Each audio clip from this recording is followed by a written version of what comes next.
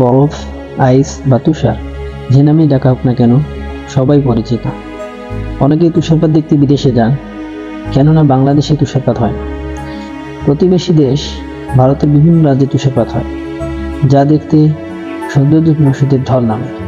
পৃথিবীর যেসব এলাকায় তুষারপাত হয় সেখানে সর্বত্র সাদা বরফের চাদর দেখা যায়।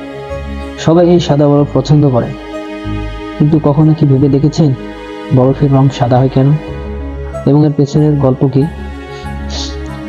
বর্ণহীন পানি থেকে জমে থাকা বরফের রং সাদা হয় কি করে, এই প্রশ্ন অনেকের মনেই এসেছে। আসলে প্রকৃতির দ্বারা সৃষ্ট যে কোনো কিছুরই শোষণের ক্ষমতা রয়েছে, তা যে কোনো পদার্থ বা ধাতুই হোক না কেন। একজন মানুষ কিছুক্ষণ রোদে থাকলে তার মুখের রং লাল হয়ে যায়। একইভাবে বস্তুর উপর যে আলো পড়ুক না কেন আমাদের কাছে একই রকম দেখা যায়। যখন আকাশ থেকে তুষারপাত হয় তখন এটি বর্ণহীন হয়, কিন্তু যখন সূর্য এতে প্রতিফলিত হয় তখন এটি সাদা দেখে। এখন যদি ভাবেন তুষারপাত কেন হয়, তাহলে বলে রাখি, পানি চক্রের সময় সূর্যের তাপের কারণে সমুদ্র, হ্রদ, পুকুর এবং নদীর পানি বাষ্পীভূত হতে থাকে, যা পরে বাষ্পে পরিণত হয়।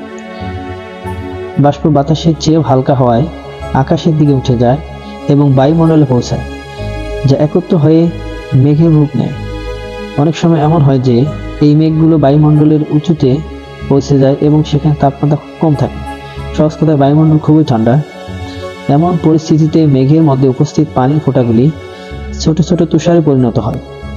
বাতাস এই তুষারপাতে ভার বহন করতে পারে না এবং সেগুলি তুষারের আকারে নিচের দিকে পড়তে শুরু করে।